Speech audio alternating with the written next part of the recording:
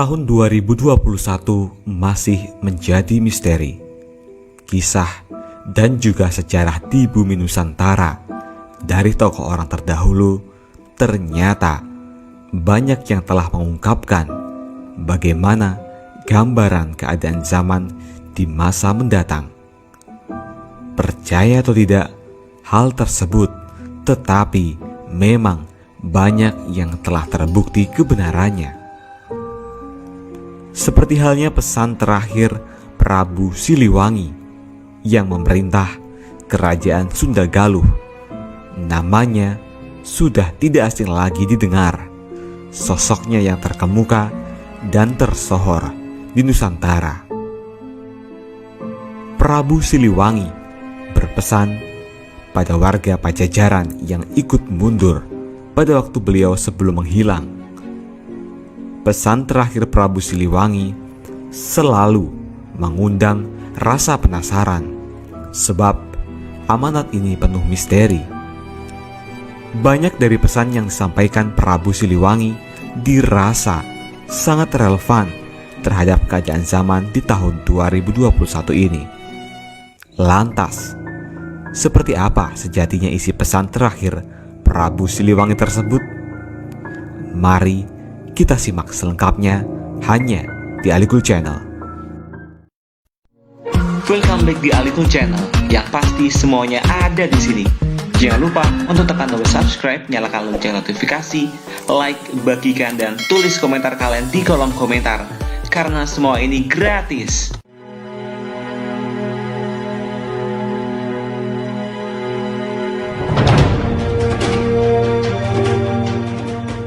Prabu Dewataprana Sri Baduga Maharaja atau Prabu Siliwangi lahir 1401 Masehi di Kawali, Ciamis, mengawali pemerintahan zaman Pakuan Pajajaran Pasundan yang memerintah kerajaan Sunda Galuh selama 39 tahun.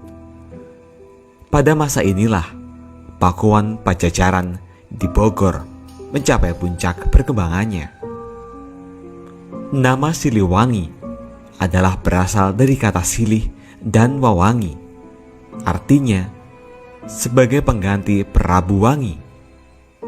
Tentang hal itu, Pustaka Raja Beraja Romawi 1 Bumi Nusantara Romawi 2 Garing 2 mengungkapkan bahwa orang Sunda menganggap Sri Baduga sebagai pengganti Prabu Wangi, sebagai silih yang telah hilang. Prabu Siliwangi berpesan pada warga Pajajaran yang ikut mundur pada waktu beliau sebelum menghilang. Jika diperhatikan, isi pesan beliau terakhir mengenai keadaan zaman yang akan datang sangat relevan dengan keadaan zaman seperti saat ini. Dan tidak hanya itu, untuk warga Pajajaran saja. Berikut pesan terakhir Prabu Siliwangi tersebut.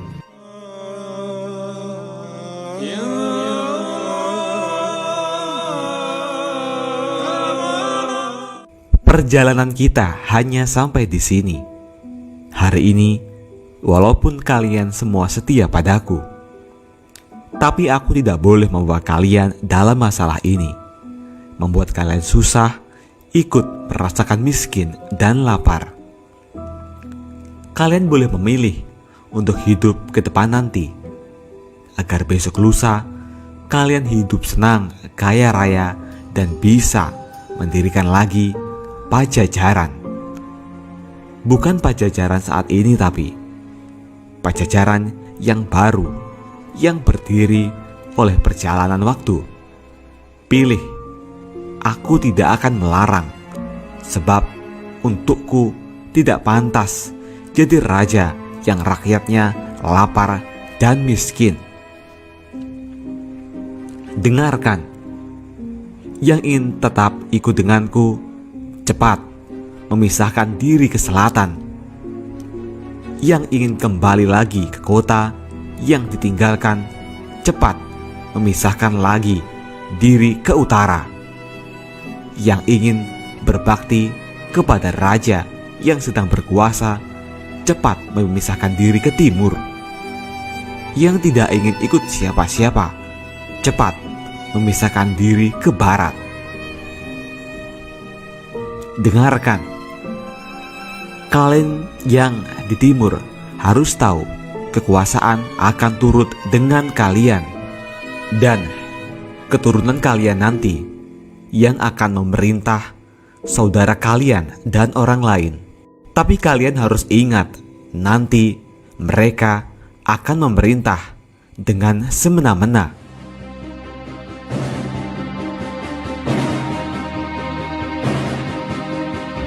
Akan ada pembalasan untuk semua itu.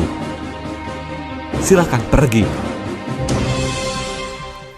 Kalian yang di sebelah barat, carilah oleh kalian Ki Santang, sebab nanti keturunan kalian yang akan mengingatkan saudara kalian dan orang lain,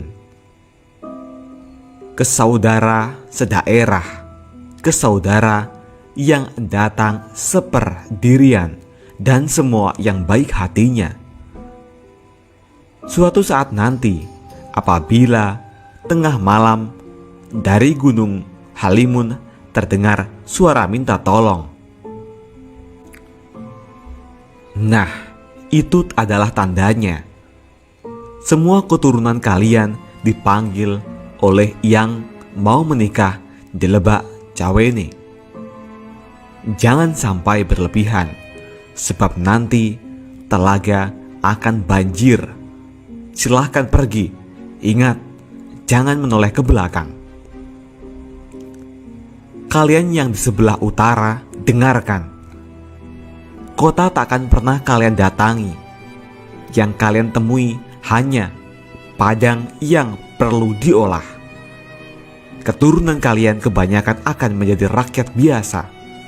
Adapun yang menjadi penguasa tetap tidak mempunyai kekuasaan. Suatu hari nanti akan kedatangan tamu, banyak tamu dari jauh, tapi tamu yang menyusahkan. Waspadalah. Semua keturunan kalian akan aku kunjungi, tapi hanya pada waktu tertentu dan saat diperlukan. Aku akan datang lagi, menolong yang perlu, membantu yang susah, tapi hanya mereka yang bagus perangainya. Apabila aku datang takkan terlihat, apabila aku berbicara takkan terdengar. Memang aku akan datang, tapi hanya untuk mereka yang baik hatinya, mereka yang mengerti dan satu tujuan, yang mengerti tentang harum sejati, juga mempunyai jalan pikiran yang lurus dan bagus tingkah lakunya. Ketika aku datang, tidak berupa dan bersuara, tapi memberi ciri dengan wewangian. Semenjak hari itu, Pajajaran hilang dari alam nyata. Hilang kotanya, hilang negaranya. Pajajaran tidak akan meninggalkan jejak selain nama untuk mereka yang berusaha menelusuri. Sebab bukti yang ada akan banyak yang menolak. Tapi suatu saat akan ada yang mencoba supaya yang hilang bisa ditemukan kembali. Bisa saja, hanya menelusurinya harus memakai dasar. Tapi yang menelusurinya banyak yang sok pintar dan sombong dan bahkan berlebihan kalau berbicara.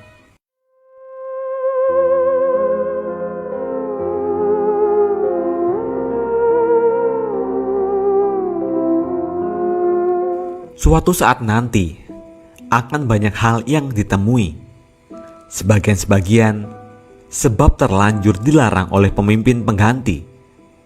Ada yang berani menelusuri terus-menerus, tidak mengindahkan larangan mencari sambil melawan sambil tertawa.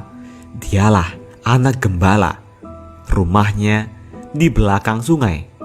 Pintunya setinggi batu, tertutupi pohon hadelilun dan hanjuang.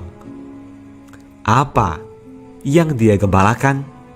Bukan kerbau, bukan domba, bukan pula harimau ataupun banteng, tetapi ranting daun kering dan sisa potongan pohon. Dia terus mencari, mengumpulkan semua yang dia temui, tapi akan menemui banyak sejarah atau kejadian. Selesai zaman yang satu datang lagi, satu zaman yang jadi sejarah atau kejadian baru. Setiap zaman mempunyai sejarah, setiap waktu akan berulang itu dan itu lagi. Dengarkan, yang saat ini memusuhi kita akan berkuasa hanya untuk sementara waktu. Tanahnya kering, padahal di pinggir sungai Cibateun dijadikan kandang kerbau kosong. Nah, disitulah sebuah negara akan pecah oleh kerbau bule yang digembalakan oleh orang yang tinggi dan memerintah di pusat kota. Semenjak itu, raja-raja dibelenggu. Kerbau bule memegang kendali dan keturunan kita hanya jadi orang suruhan. Tapi kendali itu tak terasa sebab semuanya serba dipenuhi dan murah serta banyak pilihan. Semenjak itu, pekerjaan dikuasai monyet. Suatu saat nanti, keturunan kita akan ada yang sadar, tapi sadar seperti terbangun dari mimpi. Dari yang hilang dulu, semakin banyak yang terbongkar. Tapi banyak yang tertukar sejarahnya. Banyak yang dicuri, bahkan dijual. Keturunan kita banyak yang tidak tahu bahwa zaman sudah berganti.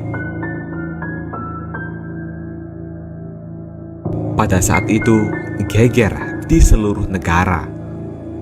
Pintu dihancurkan oleh mereka para pemimpin.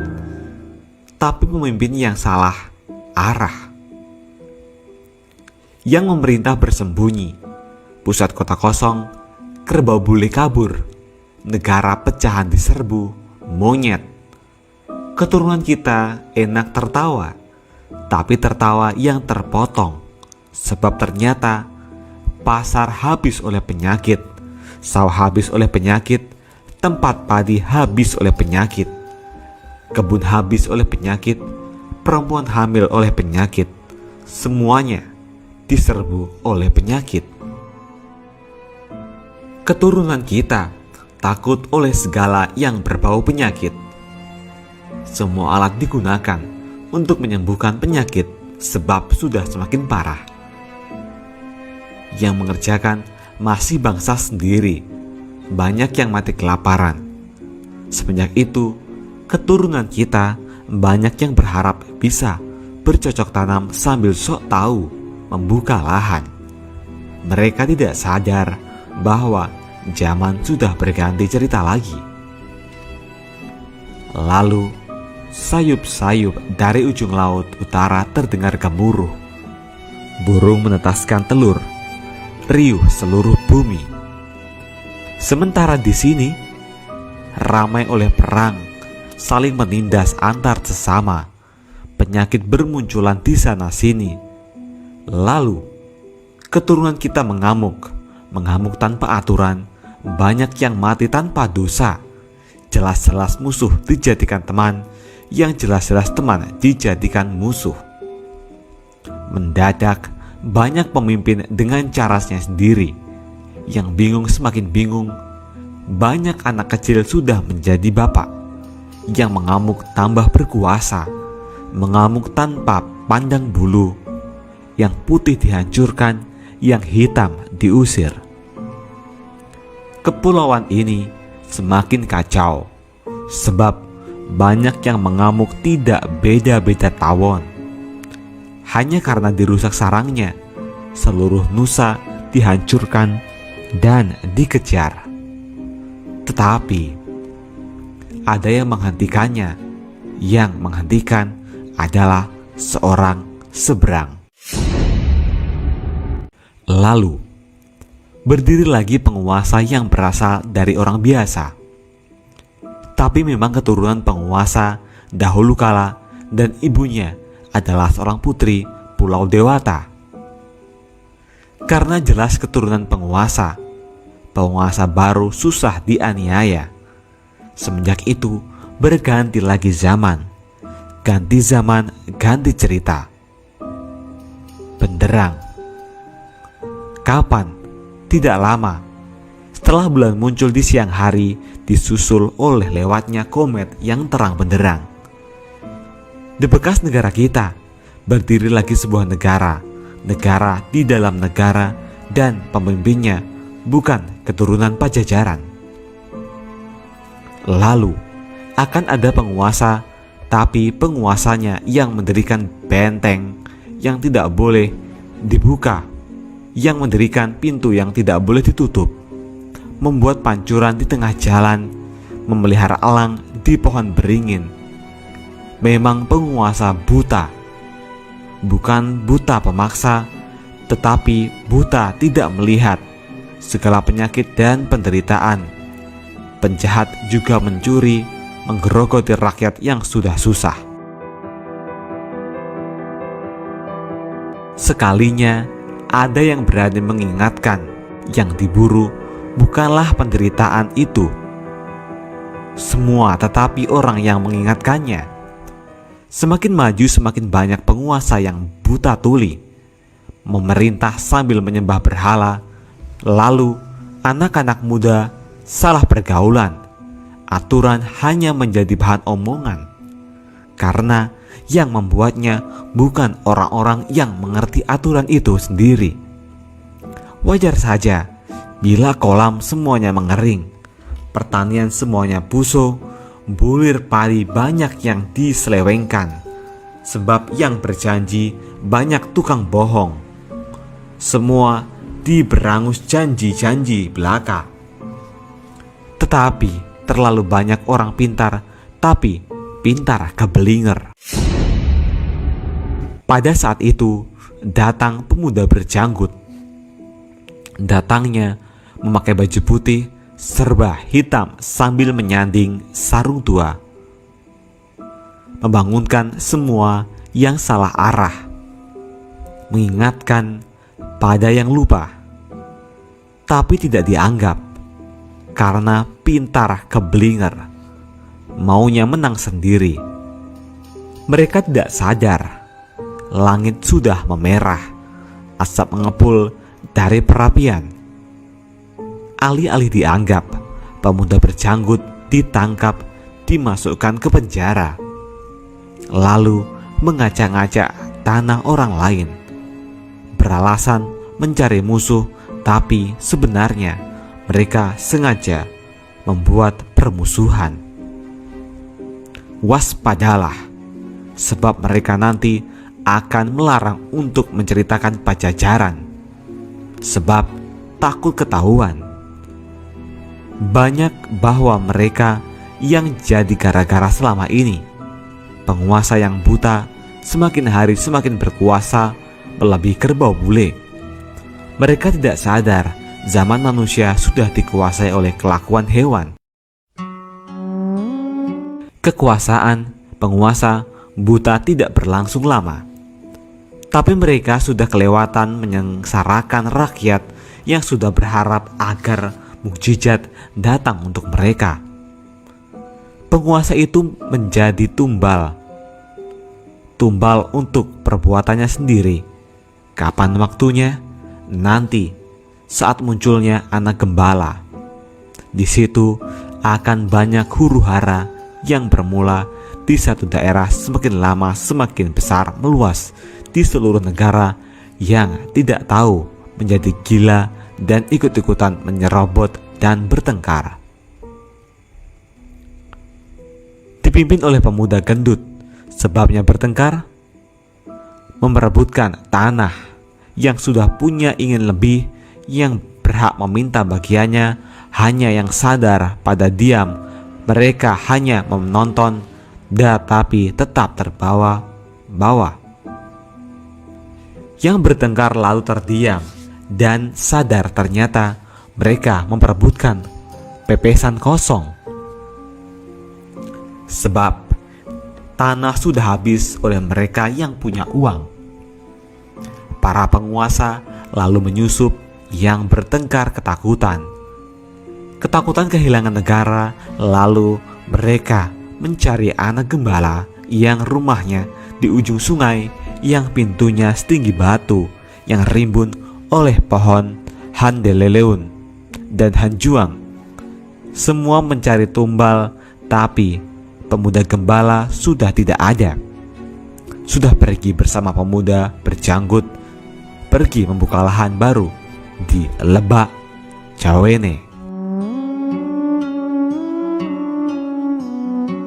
Yang ditemui bahwa gagak yang berkoar di dahan mati. Dengarkan, zaman aku berganti lagi. Tapi nanti setelah gunung gede meletus, disusul oleh 7 gunung ribut lagi, seluruh bumi orang sudah dipanggil-panggil. Orang Sunda memaafkan, balik lagi semuanya. Negara bersatu kembali, Nusa Jaya lagi.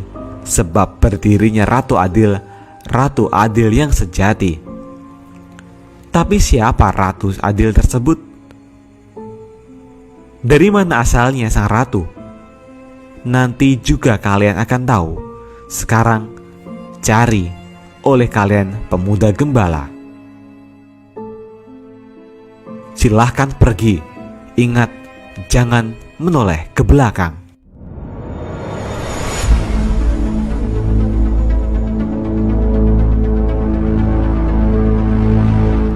Itulah tadi isi pesan terakhir Prabu Siliwangi.